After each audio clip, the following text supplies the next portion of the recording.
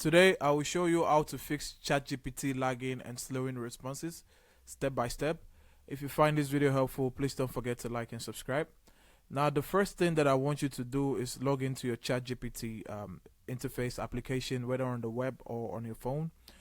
Now, the first reason for lagging and slow responses is usually if your memory is full. You see, as my memory is full, it says ChatGPT is out of space for saved memories.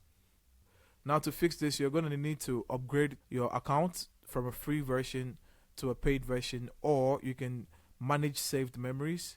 You can go to personalization and you can delete some of the memories that it says memory 100% full, and you can manage, and you can delete some of the memories that it has of you.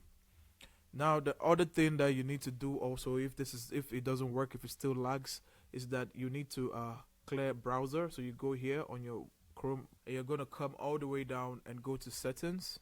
Now, on the settings, you're gonna go to privacy and security, and you're gonna click on delete browsing data, and you're gonna delete data. Now, if that doesn't work, you're gonna close unnecessary tabs to allow your Chrome use enough memory to open this applications.